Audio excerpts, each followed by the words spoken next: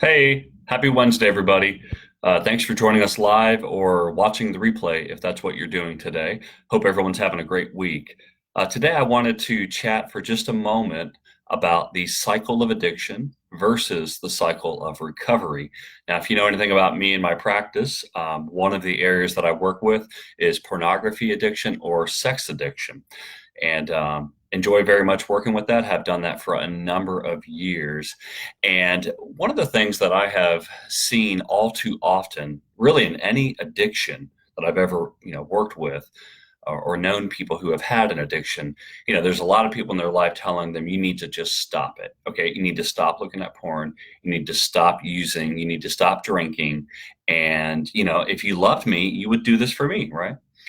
And kind of not maybe really fully appreciating how pervasive an addiction can really be and how much it changes one's brain chemistry and affects them in significant ways. The other thing that I've noticed is not having an adequate plan for what somebody should do instead of acting out, instead of engaging in their addiction, is just as detrimental as never saying anything and never offering help. So, really, what we want to do is we want to help folks who have an addiction understand that there's a predictable cycle that they go through when they act out and when they use.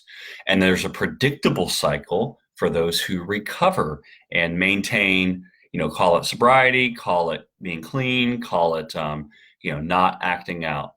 So, briefly, here's what those two cycles look like. And by the way, if you want to watch a funny video to illustrate this point, look up on YouTube Bob Newhart. If you remember him, he was on Mad TV, and look up the video "Just Stop It."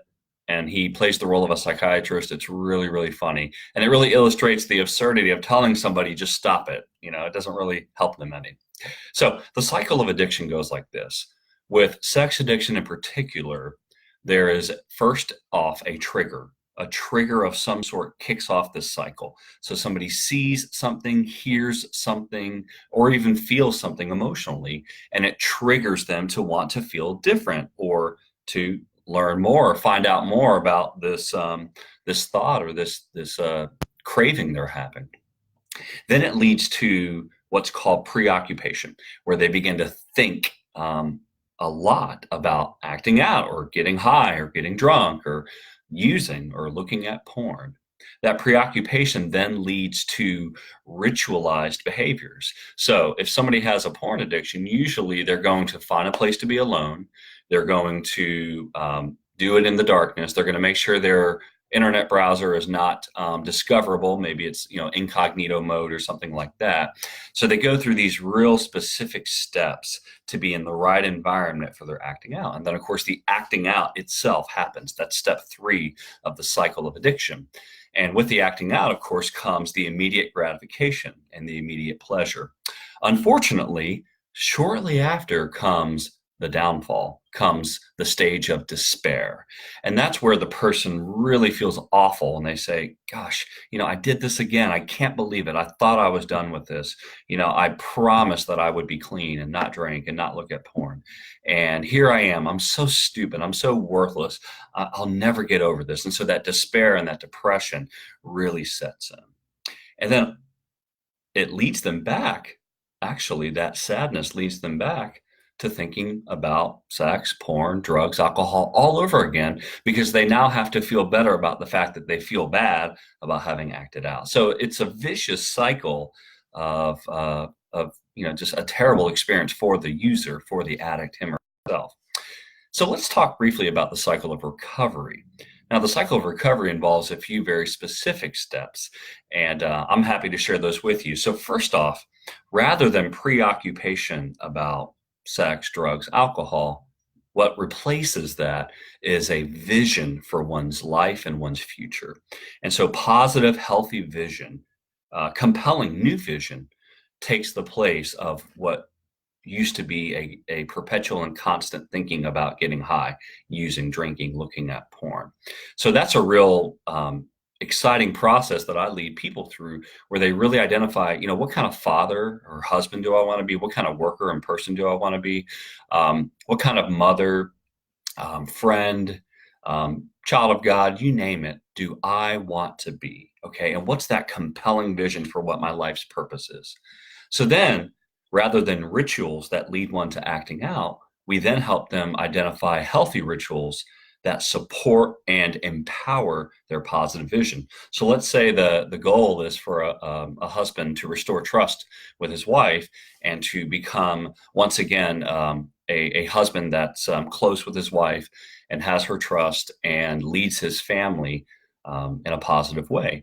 So some of the healthy rituals that husband, that person might need would be things like an accountability team around him to support and hold him accountable to his goals. Also, taking care of his body. Exercise is very, very beneficial when you're trying to move away from an addiction.